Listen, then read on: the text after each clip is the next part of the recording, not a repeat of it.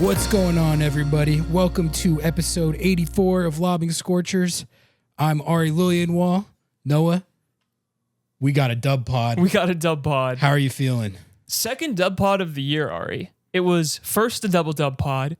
Now it's a real dub pod. It's a CCC dub pod. It's a Pedro De La Vega dub pod.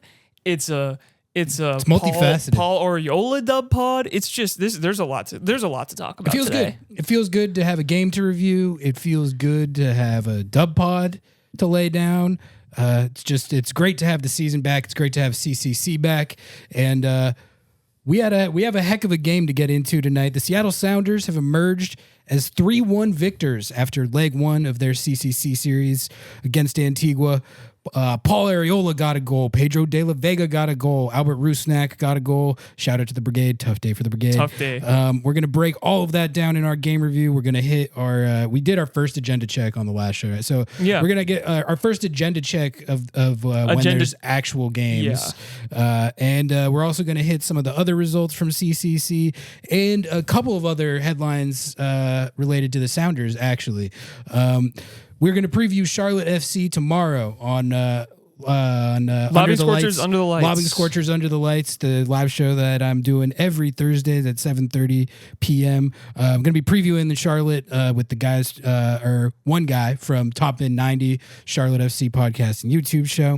So we're not going to preview Charlotte tonight. This will be just game review. And I think it's better that way because it's the first dub pod of the season, and it's a huge dub pod. This was a big time result for Seattle. But before we get into all that, I do have to let you all know that Lobbing Scorchers is indeed a part of the Sounder at Heart podcast network. If you want to get the best independent Seattle soccer coverage, consider supporting us by going to sounderatheart.com/ls, sounderatheart.com/ls. Scroll down to subscribe and support to get 30 days completely free. Every sign up through our link helps support and grow this show.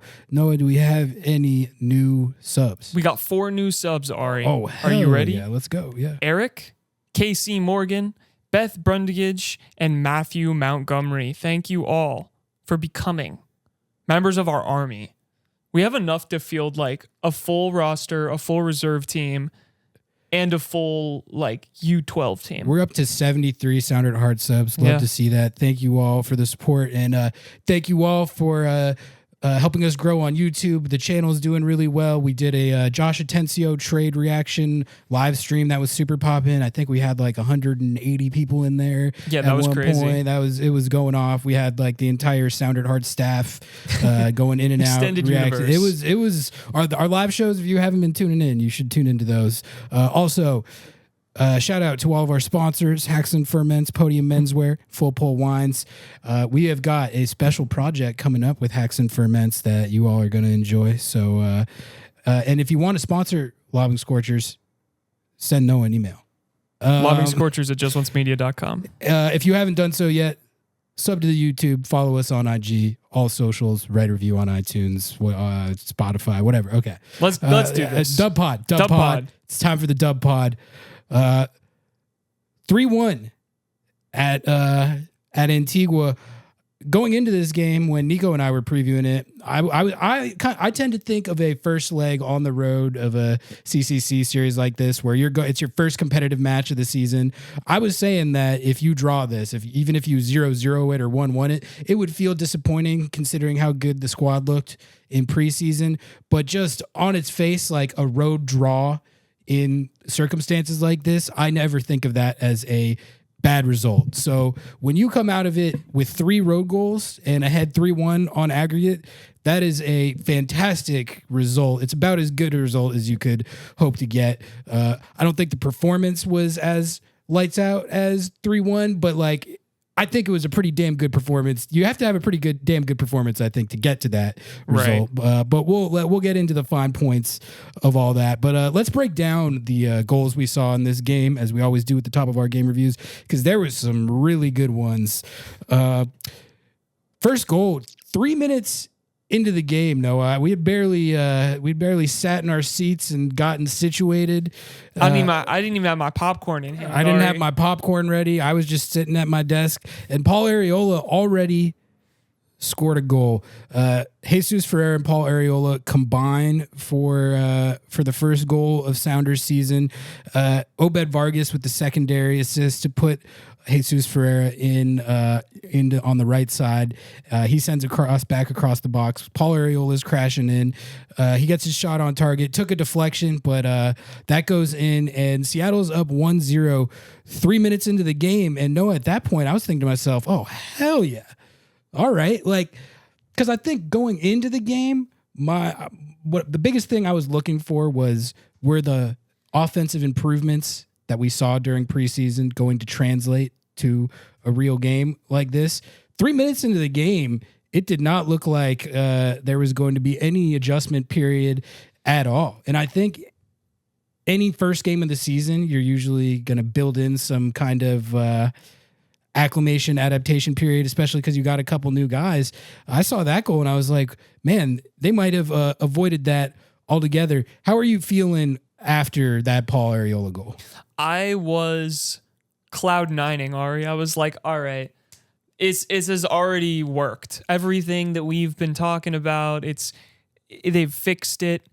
We're winning the whole tournament. We're winning MLS. We're winning MLS everything. We're sweeping. And I was riding pretty high, but it came crashing down very shortly after that. Yeah, so I would describe the rest of the first half, except for the very end. The way I looked at this first half was that the very beginning of it and the very end of it were phenomenal. They looked great, and then everything in the middle was a bit of a shit show. Yeah. I think they didn't do a good enough job at controlling the game, controlling the tempo in the aftermath of the opening goal. Even. And there were so many. They had so many giveaways in this game. Yeah, and especially in that kind of period between the 4th minute and about the 42nd minute, there was just too many giveaways. They lost control of the match for lengthy portions of that period of time, I would say. And in the 24th minute, Antigua got their equalizer. Oscar Santos scored it. And if you watched the Lobbing Scorchers kickoff preview show with Nico Moreno, that was the exact guy that he highlighted as he is the best player on their team by no small margin. And it was definitely a situation. It was a nice goal. But it was definitely a situation where Seattle's defense got caught out, and the low cross comes in, and Nuhu is on an island with Oscar Santos, and he did not win that 1v1. Ari, I thought that was his thing. Yeah, okay, I knew you were gonna do that. He did lose that 1v1. I will say, anytime your left back is on that much of an island against their number one best attacker, you're asking to have a bad time. And Oscar Santos made a nice play, like to set himself up with that touch and get the shot off. But as apparently the guy who's become like the value of Nuhu defender, I do have to admit that Nuhu was, I would say, mostly to blame on that goal. He got put in a bad situation to be totally isolated against that guy. Yeah. But he lost the 1v1. I mean, yeah, Yamar was nowhere to be found. Jackson Reagan got beat.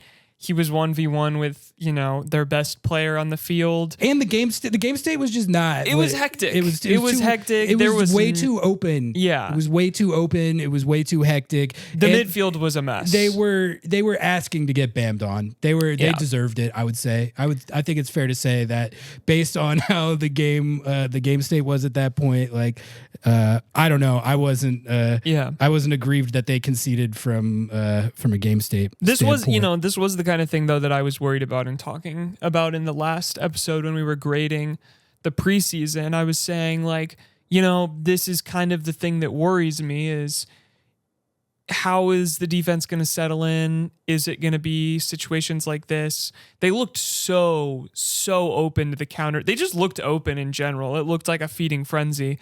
And all I could see in my mind was Denny Bawanga eating against whatever miscommunication and mismatch was going on there in the defense. And, I think I also noted in the last podcast of about like Nuhu coming forward and having, you know, some sort of scary feelings about that. Well, I guess it wasn't Nuhu that I should have been worried about. It was every other defender getting caught out of position. And I think Nuhu got caught out as well. But it is a new formation. It is something that's going to happen. You're going to have those growing pains. But I mean, it was a little bit tilting in the first 45. It was a pretty bad concession, and it felt like after the goal they tried to take the sting out of it a little bit and slow it down, and it just did not pan out like that. And like I said, I think it was a pretty deserved equalizer for Antigua.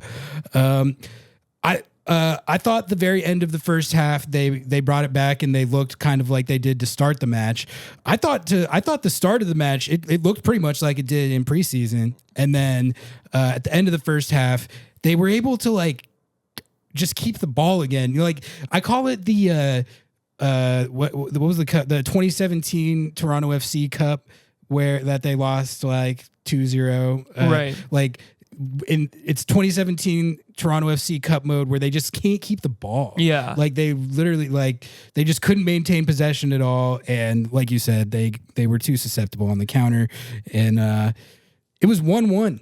Yeah. 1-1. I think it's honestly better that they're finding this out now rather than, you know, months into the season. Like it seems very fixable. It seems like something where, and this is something that they changed, was you tuck your wingbacks back in to defend more, to kind of just get yourself more set.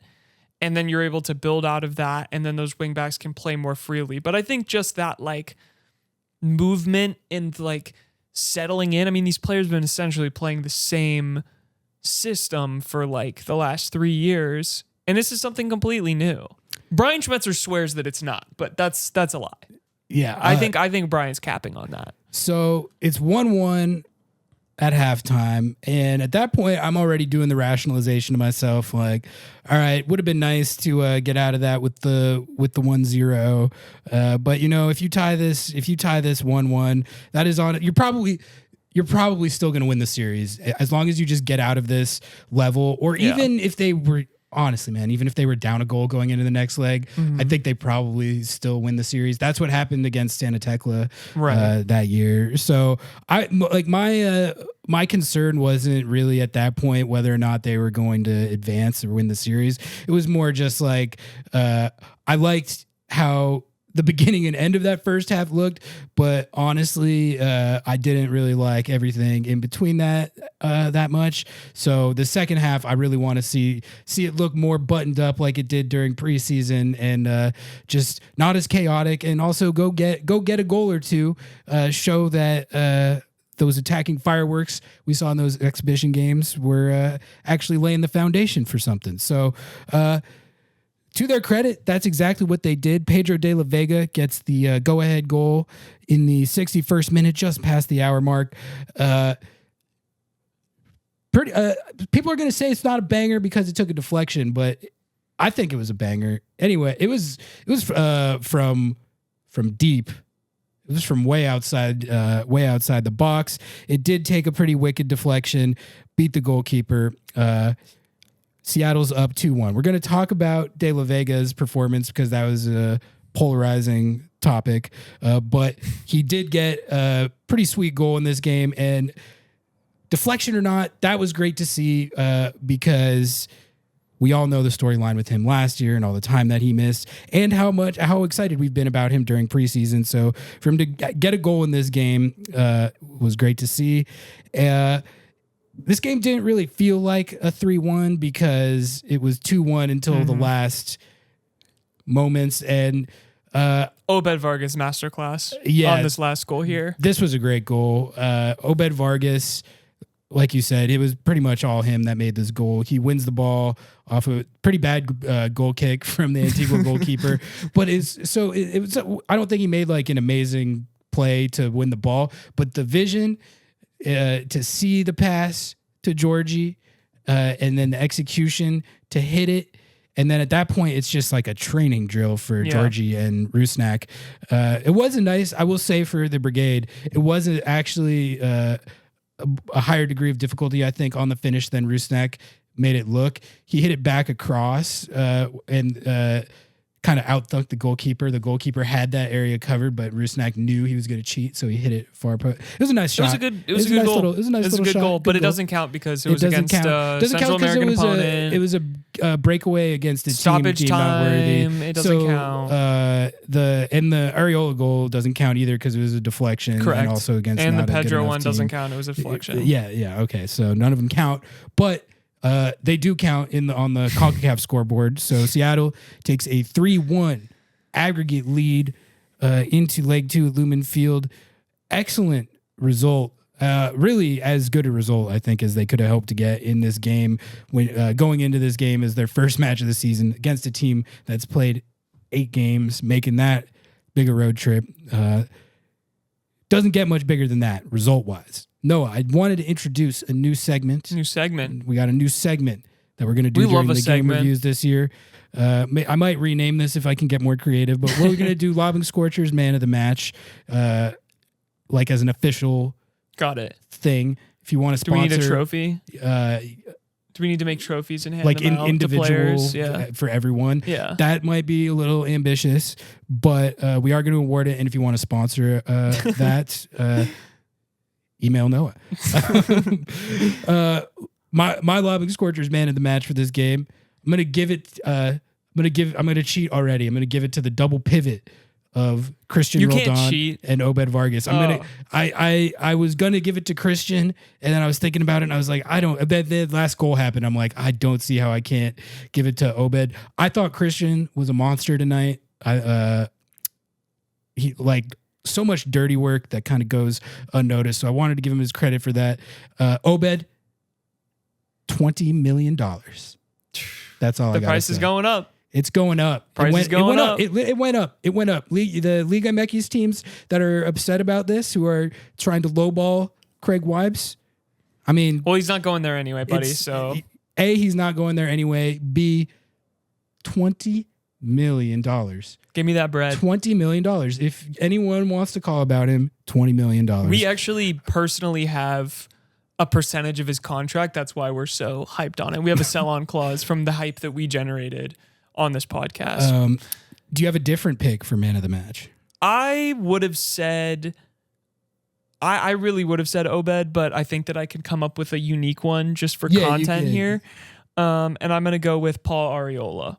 I think that he showed from the jump, from the start of this game, how dynamic he is and like where he can play. He was getting back and defending. He was, playing up top, and he's just like an energizer bunny. Yeah, he's everywhere. And I heard so much chirping about, whatever, it's Paul Arriola. Like they're just getting him for nothing. People were talking about it like mockingly. Yeah, they were like, oh yeah, he'll be great on the end of the bench. 2019 Gold Cup squad, have fun with that. Yeah.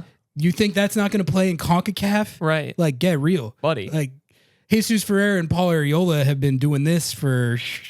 The whole first half, all it looked like was the FC Dallas boys were cooking. I was like, so maybe I'll do a co man of the match to the FC Dallas boys. I thought Ferreira played really well. He had that nice assist. And I just think that like his movement in his space, like there was that one pass that like I can see it in my head. He receives the ball and it's like it doesn't even touch his body, and he's able to just like turn on a dime and whip it across and make this beautiful pass from the center of the goal mouth with 2 defenders on him. Yeah. And it just like lands, it lands perfectly. I can't remember who received the ball. It didn't end up in a goal, but it was like... No, I know exactly what play you're talking about. Dude, I mean, that's beautiful. So shout out to the FC Dallas boys. I will say they are the men of the match. Yeah, that's a good segue because one of the topics I had written down was assessing the debuts of the... Debuts. No, this is debuts on this show, Ari. You already know. We don't pronounce things right. Of the FC Dallas boys. I thought Ferreira looked really good. Yeah.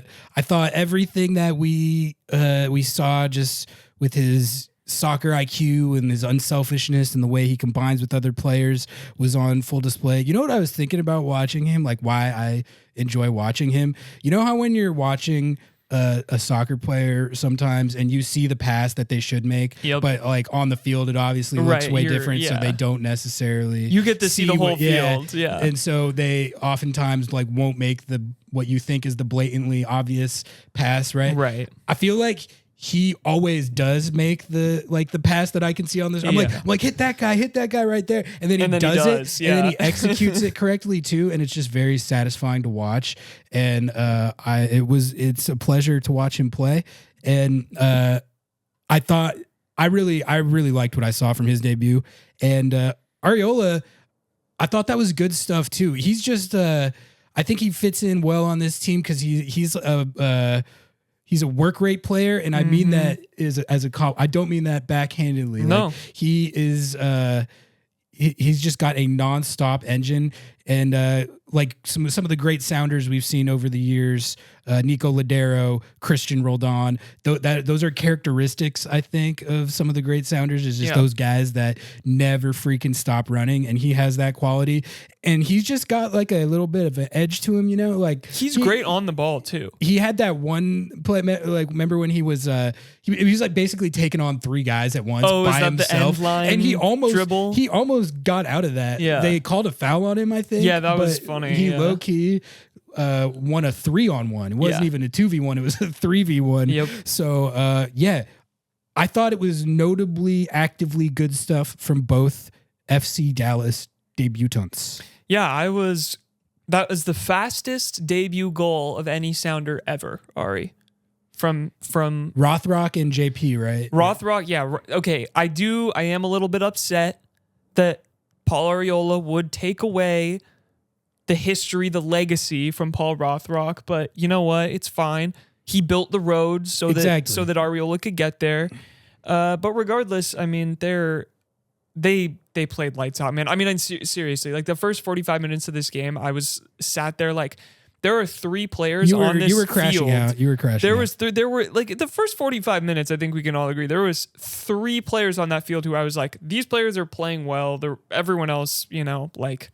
Well, they're not doing. I thought a lot of the guys who were struggling in the first half was the guys that you're not used to, like the back line. Yeah, like Yamar. Yamar had like a rough first half. Reagan wasn't amazing. And to be fair though, like it felt like everyone was just giving the ball away. Like anytime Antigua wanted the ball, Seattle was just right there to give it to him. But yeah, more positives from this game. Rusnak healthy and scored. I was dead wrong. Nico and I were actually both wrong. We were reading between the lines of the Schmetz presser where he was talking Brian about Rusnak. Trolled you, bro. He trolled me. He got your ass. He got my ass. Yeah. Because he loves doing that. He does. I know he does it on I swear he listened to the show and did that just to mess with us. Like, we see your game, Schmetz. We see you. Because I stand on the fact that every time it seems like that he does the thing where he's like, he might be back for this one, but I don't know. And he gets that usually means the dude's going to be out for like 3 weeks minimum, Yeah.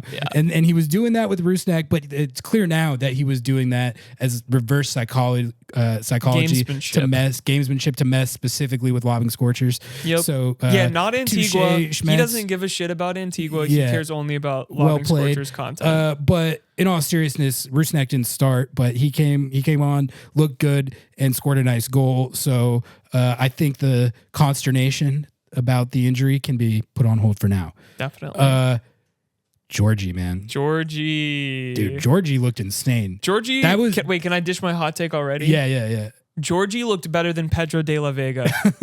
It does not surprise me to hear you say that. But that is, even if true, that's a testament to how insane Georgie looked, and not even a knock on De La Vega. No, that could very well be true, and De La Vega could have had a phenomenal game, which 100%. We're going to talk about. He did. He scored. Georgie was on the field for like a few minutes at the end of the game. He ended like 4 careers. He had an assist.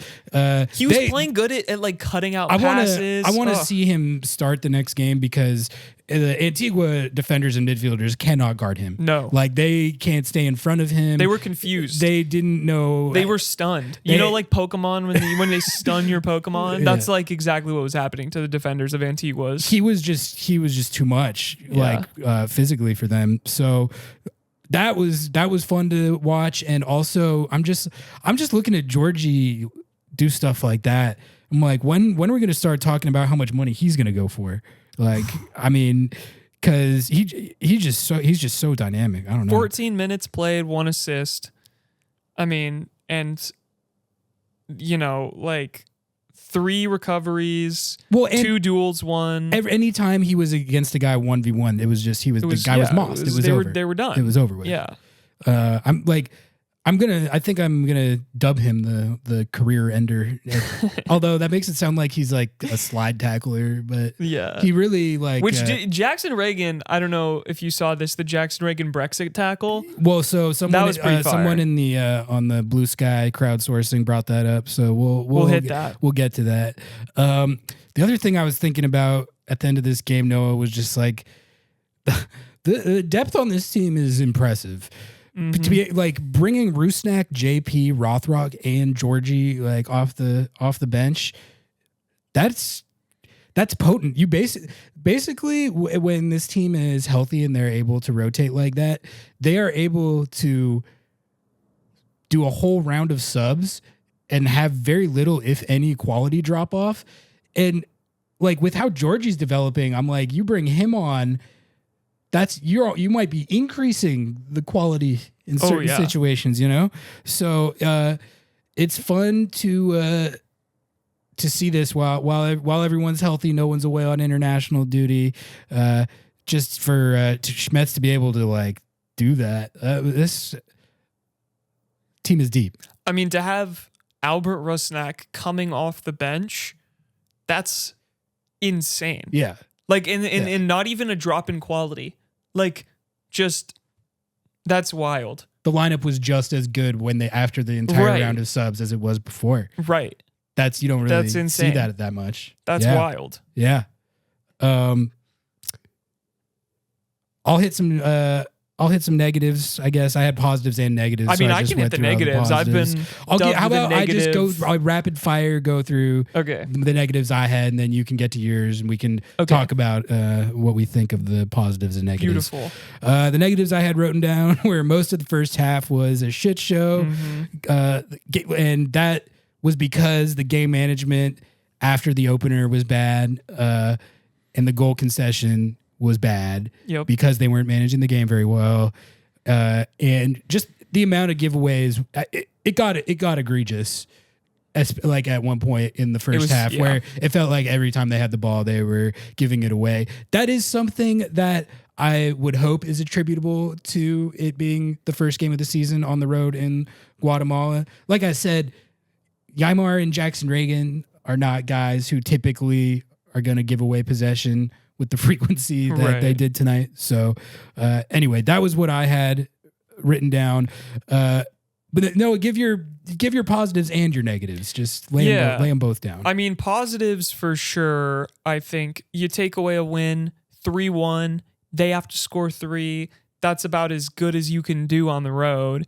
And frankly, like, I think if you look at the performances of the team as a whole, in the context of this is the first match, right? There's definitely a lot of positives. There's definitely a lot of things to work on and take from this game. I think that you are finding how to get through those like hard parts of having wing backs or just wingers in general that are super high and being, vulnerable to the counter. This team was really fast. They were pounding and pounding and pounding in the midfield, and it worked out for them on one goal, and then they were tactically able to shift and kind of shut that down in the second half. So I think the positives are, bend not break. In the past, this team had not been able to come back from a goal down or 2 goals down or something like that, and it really does feel like, okay, we concede a goal, we play a bad half of soccer, it's not over. Like there's going to be more goals. There's going to be other things. And like, that's kind of all you can ask for.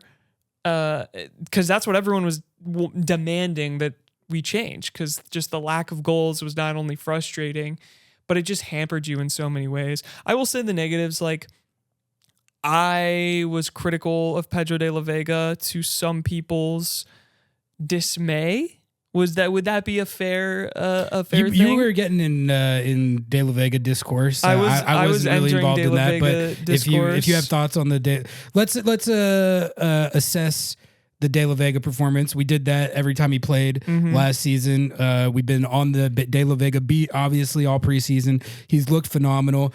This game, I definitely think it's fair to say, was a mixed bag. But why don't you give your takes on his performance, and then I'll tell you if I agree. Yeah, I think for me, I am happy with what he gave. I'm not like super excited about it, and I'm definitely not gonna. Not excited. I'm definitely not can't gonna. relate. Yeah, I'm definitely not gonna evangelize. I'm not saying I'm not like excited for what's to come and what he's to build on. I'm saying I'm not excited at what he put on the field exactly today. I think that there were good things, but there was also a lot of, rough moments, and settling into a game has been a really big problem for him. And he took that whole first half to settle into the game. It took him, I think, around the 50th minute, 40th, like after the break, 50th minute, I think.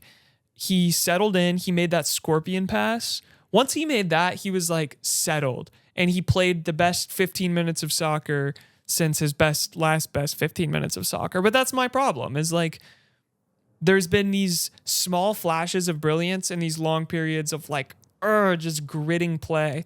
So I'm not ready to, evangelize this performance as his coming out party. I'm just trying to be realistic, and I think that a lot of people are not liking that I'm taking that route instead of just immediately being excited. But that said, he put himself in a good position to score that goal. He scored that goal.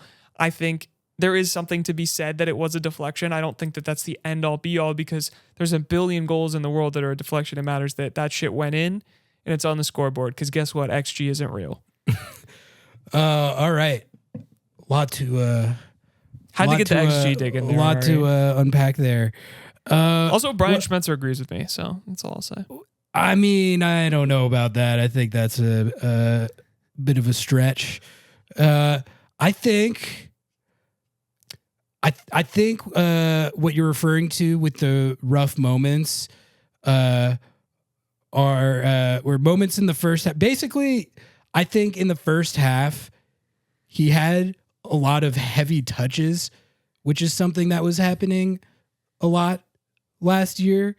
And I will grant you, it happened enough times to the point where the thought did enter my head. It did honestly enter my head, like, oh, it looks like it did last year. That thought did enter my head. That being said, I think you're exaggerating like how bad the first half was a little bit.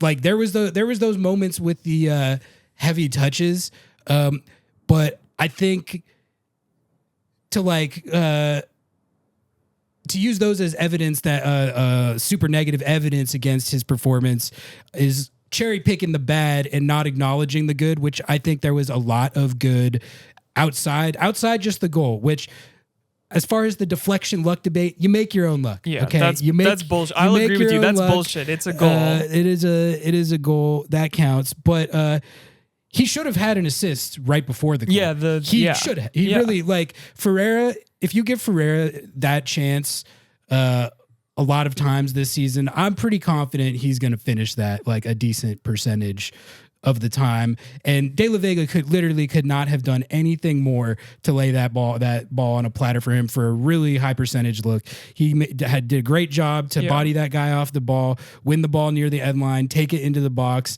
and lay it off for Ferreira. So he really could have had 2 goal contributions in this game. He had the little scorpion kick moment, like you mentioned, which that was another one of those things where you're like, damn, that's some like type of like creativity and dynamic play that we wish we'd see more of on this team in the last couple years, you know? So I agree with you that it was a mixed bag, and I definitely don't think you're wrong that the first half was not super great. And I would be lying to say that that thought didn't come into my head watching him in the first half. But I think I'm more hyped than you maybe on what we saw in the second half to close out the game.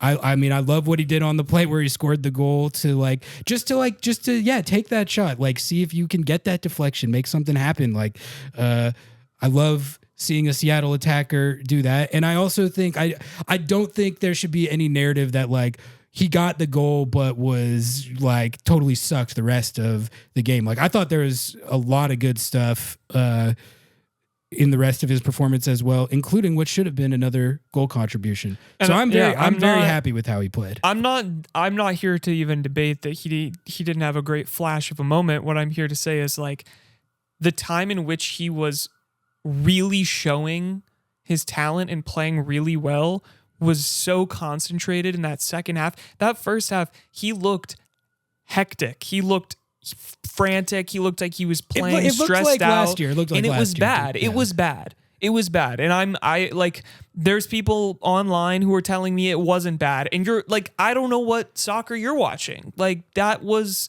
frantic and stressful to watch. He was diving into stupid ass tackles. He's giving away balls that were a problem.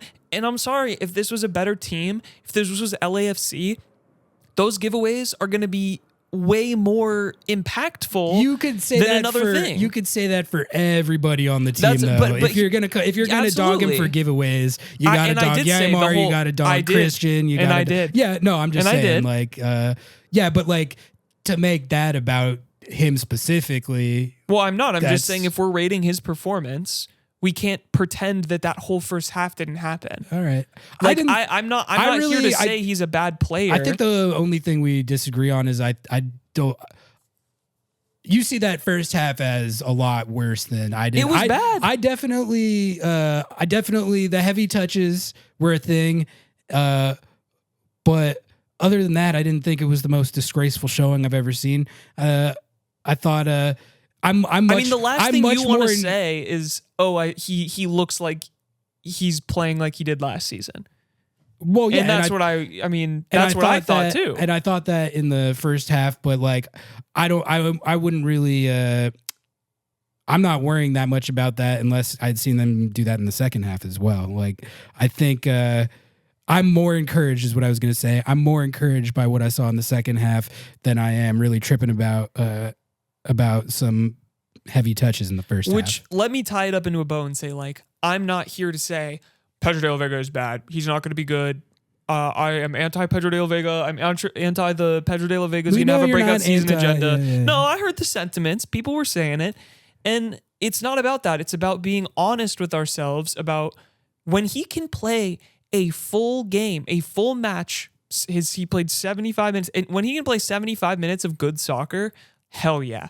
I'm going to be evangelizing it and praising it. Why are we getting ahead of ourselves? That's so silly. It's so silly. Not really, because he looked like a demigod in preseason and then scored a really sick goal in this game and should have assisted on another goal, eliminated a couple more defenders. But he's been a preseason god. Yeah, but this ain't preseason anymore. This is CCC. But he played 15 minutes of good soccer CCC. And 45 of bad. That's all right. I think that's my take. I think you're exaggerating, but we can. I think that's a good impasse to be at, because ultimately, at the end of the day, we're talking about a game where he scored a goal and. The Discord's gonna light me up for this one. 3 goals, so you can take it. I can eat it. The Seattle Sounders' brand new 2025 kit is here, inspired by 2 traditional Southern Coast Salish weaving techniques, twilling and twinning. These techniques, passed down through generations, honor the resilience, deep-rooted ties, and creativity that define the cultural fabric of this region. The striking deep blue jersey will be worn by the Sounders for the next 2 seasons to honor the club's deep connection with the Puget Sound and shared responsibility as stewards of the greater Salish Sea watershed. Backing up that commitment, the Seattle Sounders will donate up to $50,000 to benefit community charities around the Puget Sound region. To get your very own Salish Sea kit, visit lobbingscorchers.com/kit. That's lobbingscorchers.com/kit. Don't want to give money to the oligarchs, but love lobbing Scorchers? Do we have a deal for you?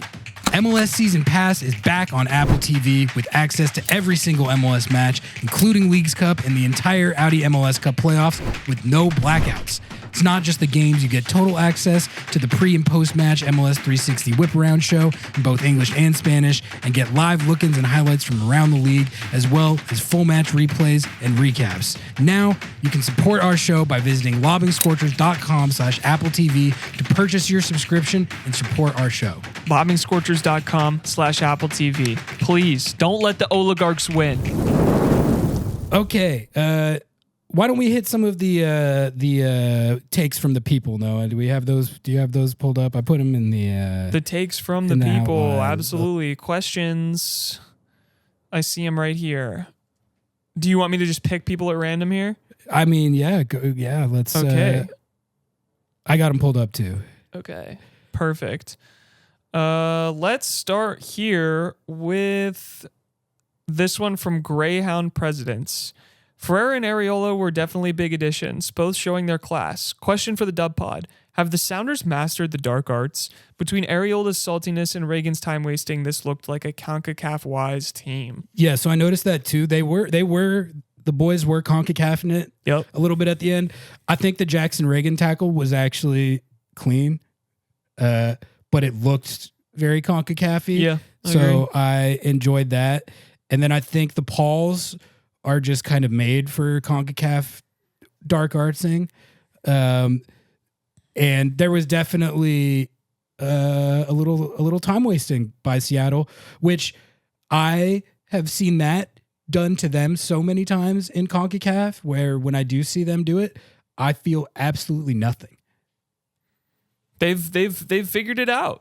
They won CCC. You don't win CCC without knowing how to shithouse. Like I'm just saying, you have to. They've been to the final Leagues Cup. You don't do that without a little bit of CONCACAF ball knowledge. This one is from Quadzilla.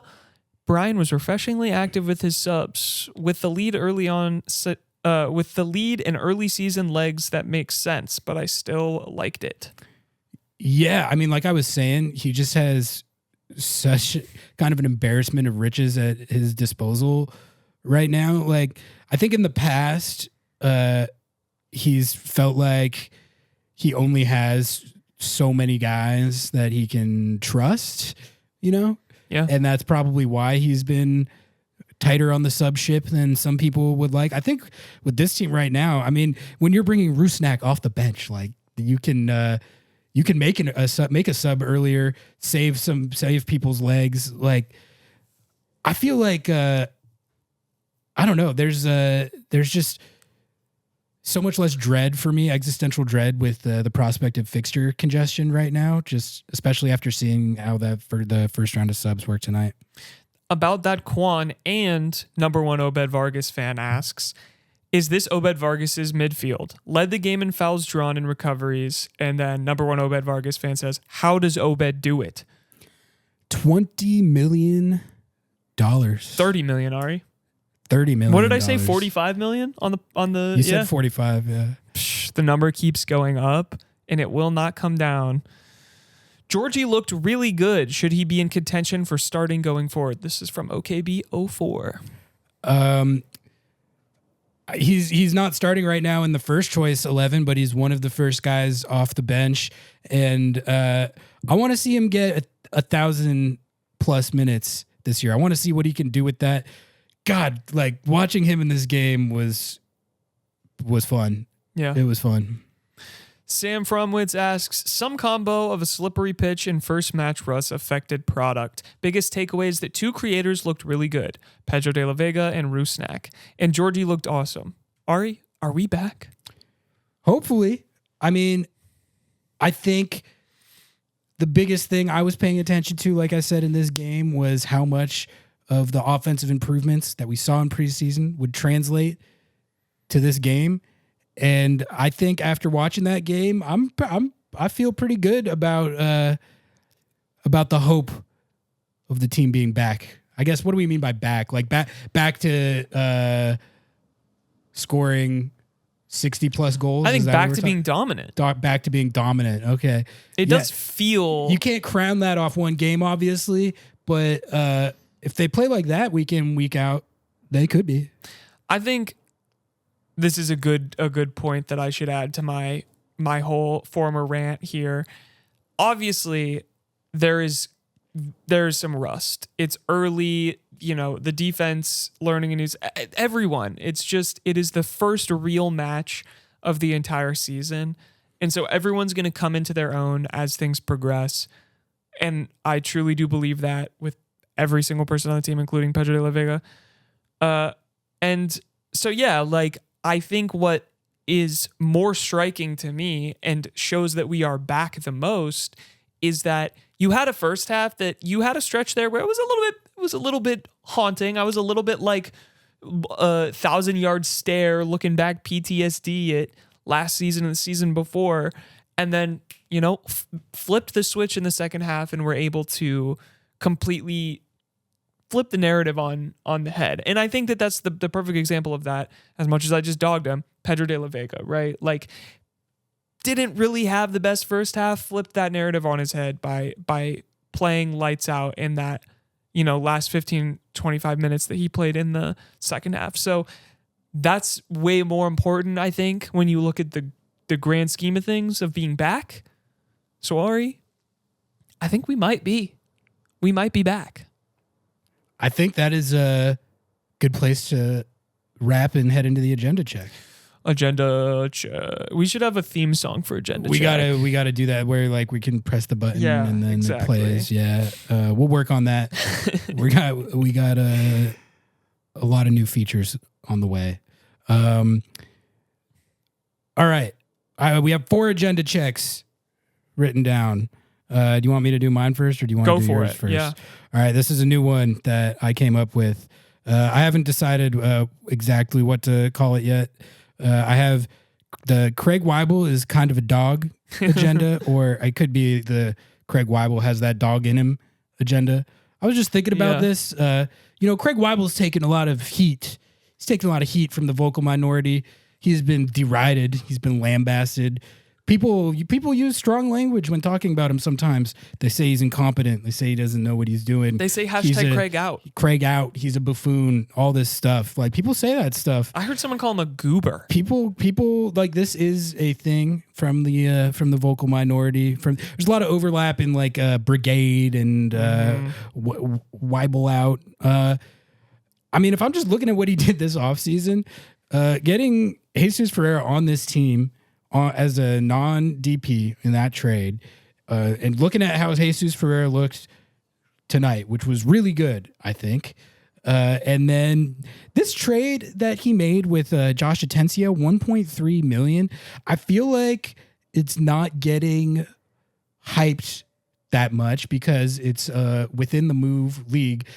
I mean, he sold an academy kid that was developed by the team, like, for over $1 million.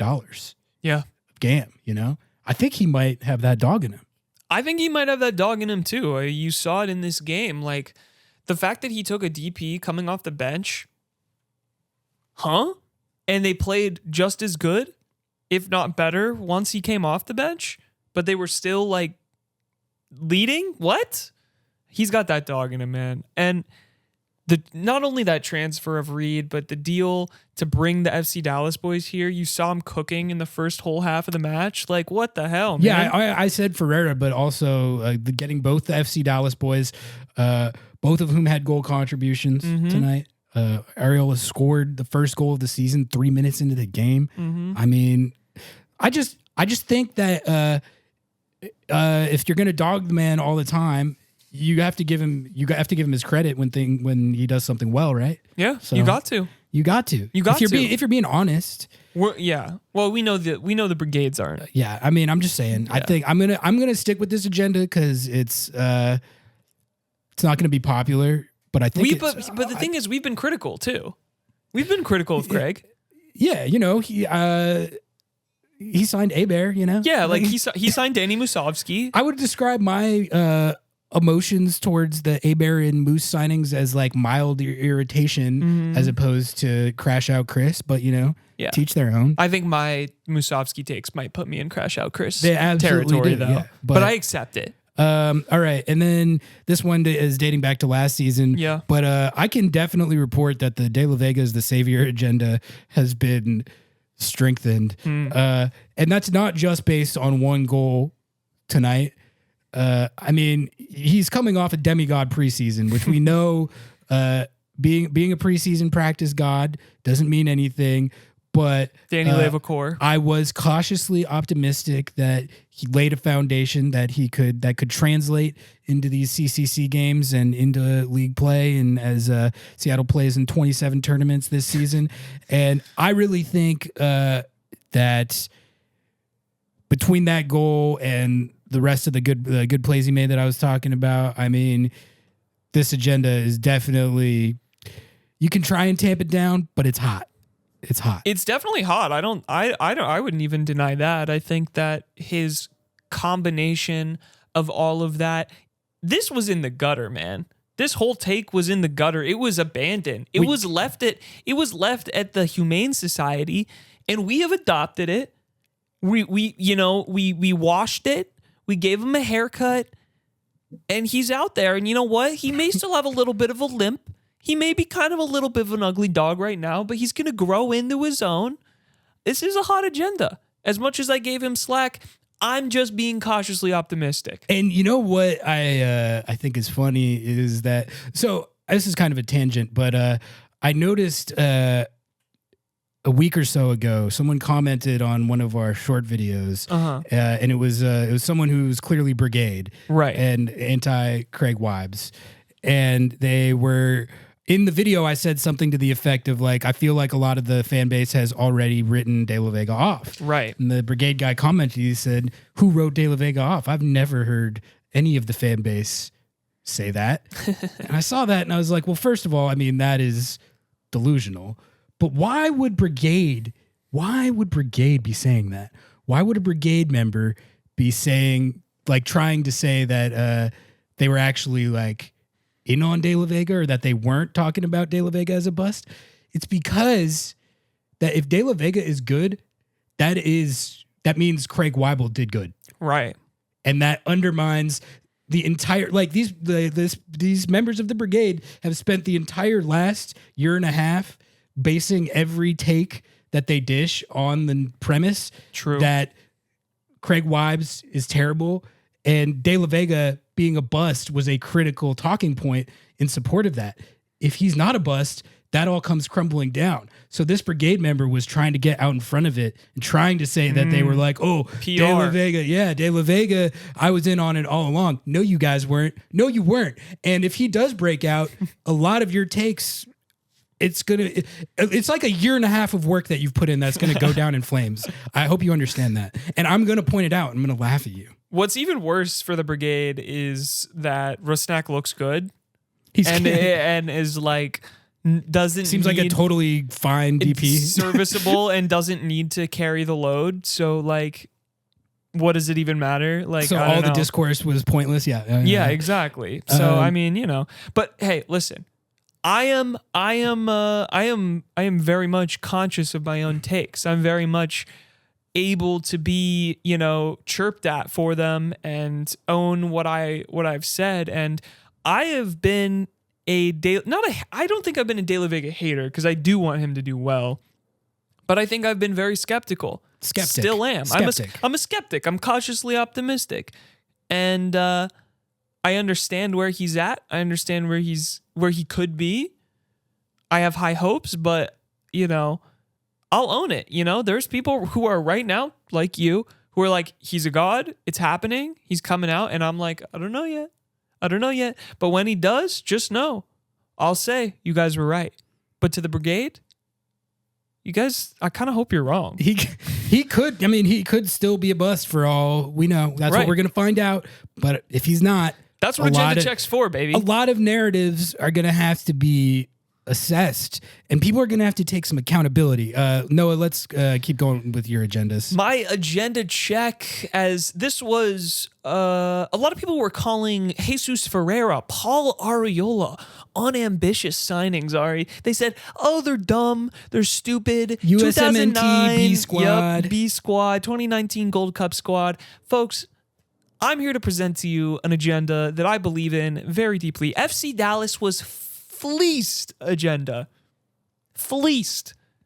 Paul Arriola looking like a certified god, where he was a DP for them, signed for millions and millions of dollars, and now is playing for pennies on the dollar for us.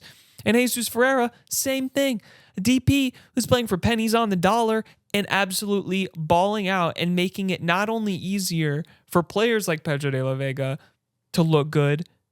Same thing with Morris and Rusnak and all this rotation that allows them to take a little break. Scoring a goal, any goal in a Concacaf Champions Cup road match, in a road trip that long, in an environment like that, not a single goal in those circumstances is ever to be taken for granted. The FC Dallas boys linked up for one 3 minutes into the game. 3 minutes into Concacaf Champions Cup. They looked like they had been there before, man. Yeah, and I was looking it up. I don't think Ferreira has played in this with FC Dallas. Like, I couldn't find. I feel like that has to be wrong. I think they have played in one. Okay, well, Maybe. Either way, he doesn't have extensive experience in this competition. I mean, we've been talking about how perfect he is for specifically this tournament. I think that was totally bared out in this game. He did fluff the one chance that De La Vega set him up for. But other than that, I thought he looked sharp. I thought he was combining with everyone really well. He had a really good assist. He looked dangerous. He was finding space really well. I mean, I don't know. Yeah, I think this is a good agenda. It's a good agenda. I agree. I think it's hot. And I think even more than that, they've integrated so well with this team. Like they did not look disconnected. In fact, I think that those two players looked the best in the first 45 out of basically anyone. I mean, Obed Vargas. If I didn't know who hadn't played with the team before and I was just watching that, I would not have guessed either of those guys. No. Not when they're scoring a goal 3 minutes into the game. Me either. All right, here is my steaming hot, spicy like you put Hox and ferments on your food.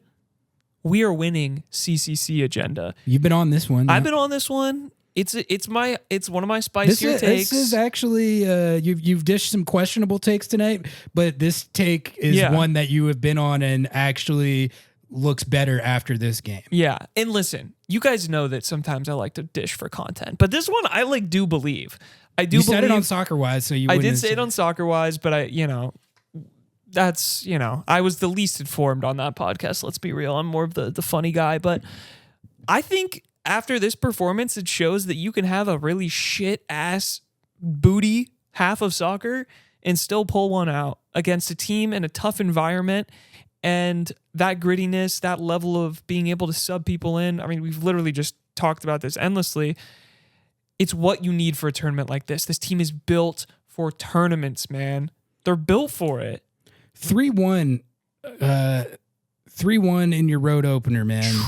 That is after a bad looking first half. I was serious when I said I would have taken 1-1 or 0-0. Yeah, I predicted 2-1. If 1-1 or 0-0 had happened, I think I would have been honestly tilted about it, but ultimately stuck to my belief that is actually a good result. This is a phenomenal result. It was a great result. Great result. You cannot.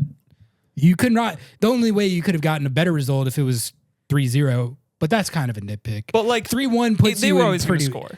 They were at It was destined. They were at least always going to have a couple of chances playing at home. As pumped up as they were always going to have a couple chances in this game. Also, this Oscar Santos kid is like, I don't know, like maybe some MLS team. I was looking him up. Nico said he's the best player on their team. Mm-hmm. He has 35 caps for Guatemala and 11 goals. Like, and he was at Dynamo Tbilisi. He's a real player. That. So he's a Euro star. Like anyone who's going to be doing they should have beat him even worse thing. It's like there's some Like they have some guys. Like Oscar Santos is a guy. Dude, he's 25 and he's played like 200 plus matches. Yeah. That's pretty damn good. I think that's it. I think that's our agenda check. That's the agenda check. That felt good to be back on the agenda check game. There's some good stuff there. I'm excited to keep track of these throughout the season. And also, I think we're going to keep trying to do the thing where we introduce at least one new agenda every show. So good stuff. All right. I only had a couple more things for us to hit here, and then we can get out of here for episode 84. A couple of Seattle Sounders headlines here, and then I was just going to hit the other CCC results real quick, and then call it a day or night. Whatever time it is. The first Seattle Sounders topic here. Nicolas Lodeiro, ever heard of him? Once or twice. Nico Lodeiro has signed with the Houston Dynamo after being bought out by Orlando City SC, which would be notable regardless. Nico is obviously a club legend. Some might say the best player in the history of the club. I would count myself among that group.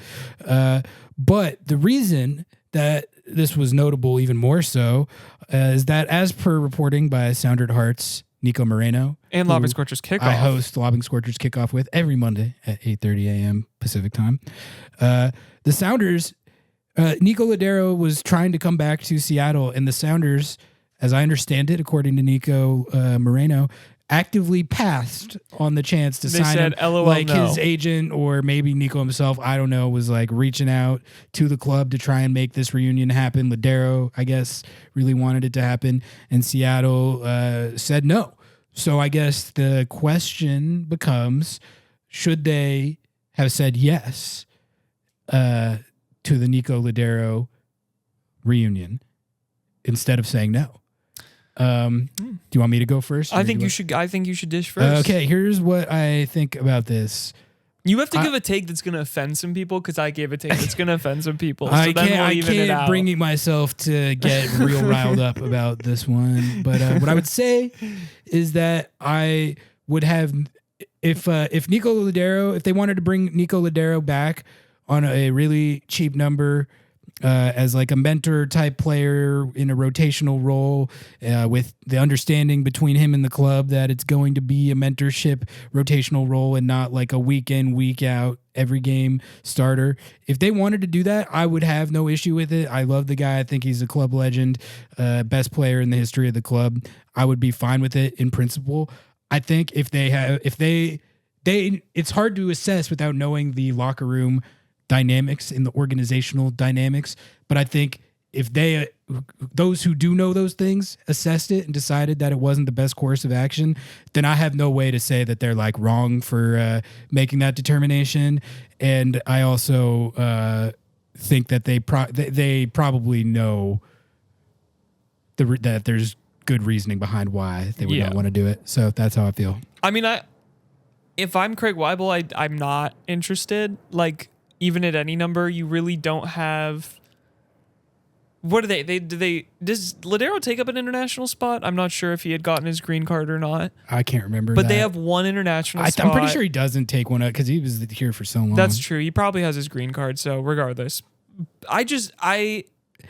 sometimes you just got to move on. Sometimes it's not the moment anymore, and I think I would love to have him retire here. I'd love for them like to a Freddie sign him. thing. I'm fine. I would be okay with that. But I also am okay with moving on. Freddie was like serviceable for like 3 matches, and then they had him on the team for like 4 years. He was actually really good his first year. They might not win CCL without Freddie. They don't win CCL without Freddie. I don't think they do. They don't. Yeah. And that's what I'm saying. Like those three match. I'm being facetious with the 3 specifically, but I don't know. I don't mind it either if it's like on some understanding, but the way he left and the way that things were settled, like it just seemed like the locker room is very different now. And you brought in these 2 big stars already. It seems like things were good. You've already got your eyes on potentially a new U22 in the summer. The midfield's kind of a logjam already. Huge logjam. I don't know what he would do other than just like maybe come in for a few minutes here or there. And I don't understand why he would want that. Apparently that's sounds like he might have won. I mean, here's what do you want me to read what the source specifically said? And this is by Nico Moreno of Sound at Heart and Lobbing Scorchers fame. According to our source, Lodeiro had a deep desire to finish his MLS career in Seattle, but despite his efforts and after several attempts to negotiate with his former club, the Sounders showed no interest in bringing him back, regardless of the low salary implications. So it just seems like they didn't even think twice about it. Yeah, and without knowing the details of the dynamics of the situation, I am personally okay with that. Sorry that is not an offensive take. He shouldn't be here. Next topic. According to Tom Bogues sources, several clubs in the Netherlands are interested in Seattle Sounders rising midfielder Obed Vargas. Ever heard of him? No. Dutch clubs, among many, keeping tabs on Vargas. So I guess let's just think or talk about what we think of the notion of Obed going to the Eredivisie. My first take, like way better league than that. $20 million. I think $20 million. If a team in the Eredivisie has $20 million, I mean, Ajax might. If Ajax wants to drop a $20 million bag, I'm cool with that.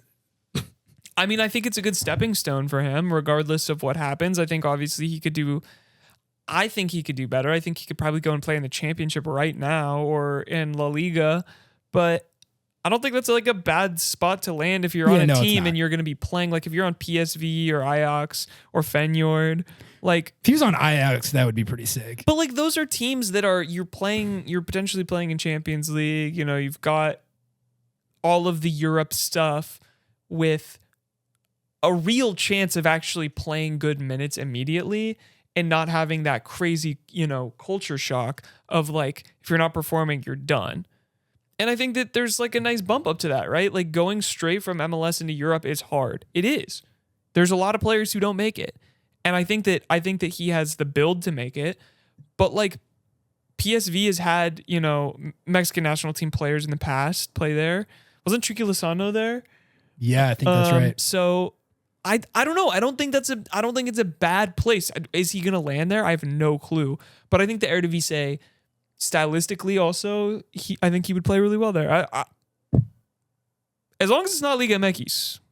As long as it's not Liga MX. I would be really into it if it was one of the big clubs, like you said, like Ajax or PSV. If it's one of the rando ones, like where like Georgi Mihailovic or some of those other guys, or like where Ricardo Pepi, I think, went to like a really random one. Hey, didn't Rosenak play in the Eredivisie? He did. He was playing in the Eredivisie. Yeah, he was at like AZ Alkmaar or something. Yeah, right? before he went to Real Salt Lake. That's where he was playing. That's why I don't understand why the Brigade and the Bots don't like him. He's literally an Eredivisie player. What are you guys talking about? Yeah.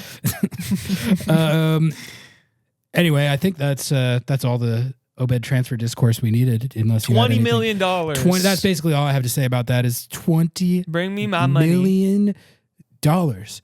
If you go 19.9 million, I'm hanging up the phone. Brutal. All right, let's just hit these other CCC results. CCC is going. Teams are playing games. Yeah, I think it just ended. I think the slate for tonight just ended. Let's talk about these what's notable out of these results real quick. You had the Rapids. This was interesting, Noah. This was interesting. This was an interesting one, Ari. Rapids 2-1. Pids? The Pids Up the Pids? are up 2-1 against LAFC after leg one of their series. It was a bit of a chaotic game. It was like in a snowstorm, ice blizzard conditions. It was a little bit cold. It was like 0 degrees. LAFC players, they're used to being in LA. They weren't ready for it. Georgi Mihailovic, who I just brought up, actually. Yeah, he did. He scored a brace in this game, including a really sick free kick. That Golazo. free kick was He's nasty. I woke up my whole neighborhood with that, dude. Well, that was sick. I think we all are hella rooting for the Rapids in this year. And like anytime LAFC crash out of a tournament, it's funny. But like Yeah. if it's against the Rapids here, like that would be That's even funnier. champagne worthy. What I will say is that the Rapids were up 2-0. They couldn't stop LAFC from getting the road goal, which I think was on a penalty kick, which is dumb. No, it wasn't. Oh, it wasn't? Oh, no, the Rapids. It was Aaron Long. Yeah, Aaron Long. So I guess what I'm saying is that if the Rapids had actually seen out that 2-0, I'd be like, oh, damn, they actually might win this. Mm-hmm. The fact that they gave up the road goal, I'm pretty sure LAFC is going to take it to them in the home leg and win that series pretty easily. But it's still like right now we have the hope of the LAFC crash out against the Rapids alive. Like the Rapids are ahead. They are theoretically better this year. Second year under Chris Armas. Got some reinforcements in there, some defensive reinforcements. Come on, Rapids. Let's go, Rapids. And listen, you can root for me. They got Josh Atencio on the team. You can root. Yeah. Oh, maybe we can get Josh Atencio owning LAFC in the second leg. Oh my God. That would be a bigger dub for Lobbing Scorchers than 3-1 at Antigua. Yeah. Inter Miami beat Sporting Kansas City, the club of professional wrestling enthusiasts, only in sub-zero temperatures. Only 1-0 sub-zero temperatures. Messi got her done. And honestly, that's an impressive It is actually result. very Like low impressive. key, I gotta be like, because I mean, the LA guys, they weren't ready for Colorado. The Miami guys definitely weren't ready for Sub-Zero KC. They're like, didn't they literally move the game because Inter Miami didn't want to play in how cold it was yesterday? I think it was just like too dangerous or something. I'm not sure, but I mean, you can imagine Messi's like 85, bro. His bones are brittle. You get him in the cold, he might just snap in half. Sergio Busquets, like, come on, that dude doesn't exist. That dude doesn't have knees anymore. FC Cincinnati mobbed on Montagua 4-1. So they're Montagua of Sounders fame. Yeah, they actually FC Cincinnati got a better road result than Seattle did by 1 goal. So and Evander scored. And he did. Okay, yeah, so he got a late goal. Evander and Denke scored, so that FC Cincinnati is probably going to be insane this year. They actually, they might be pretty damn good. To close this one out, because the video went out and we were going to get out of here anyway. I did want to leave you all with our first Blazing Hot Coach press conference. It's a mini one. It's a very mini one. Ordinarily on this segment, Blazing Hot Coach press conference of the week, sponsored by Hacks and Ferments. We'll actually be going into the presser and breaking it down, playing the audio and stuff. For this one, I'm just going to read this one from Peter Vermees, just because I thought this was kind of funny. It's good content. Peter Vermees, after Sporting Kansas City's 1-0 loss to Inter Miami in Concacaf Champions Cup, he says he was happy with the team's organization. He said last year they would have lost this game 3-0. Instead of 1-0. I mean, at least he's being honest. Yeah, you know? I mean, baby steps. Yeah, like I don't know. That's like if you're doing a tier list of, or you're like, what is it, like the warning signs of Peter V. It's like he's at bottom. He's chill. This is a chill response from him. I know. I think he achieved. This is Adderall out. He's achieved nirvana. Like maybe he realized that he has impunity. So anyway, we're going to call it right there for episode 84, our very first dub pod of 2025. What a start to the season for the Seattle Sounders, Noah. We laid down some heater takes that are sure to age well. We laid down some heat. The Sounders are off to a flying start in CONCACAF Champions Cup. It was great to see a performance and a result like that after how much hype we were given to the preseason performance, which we gave.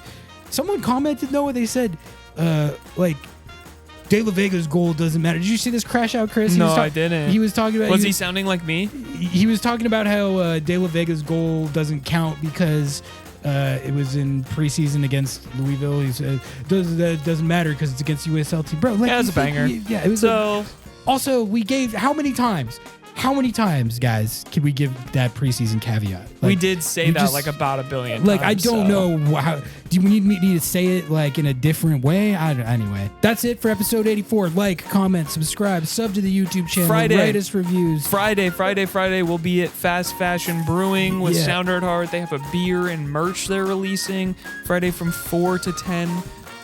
They will be there. I'll be there around 7:30-ish. I'll probably be there similar time. Yeah. We're going to that. Also, streaming tomorrow at 7:30 p.m. with the top bin 90 guys to preview the Charlotte game. All right, I think that was it. Yeah. We are going to get out of here. Catch you all next time. Until then, we out. Peace.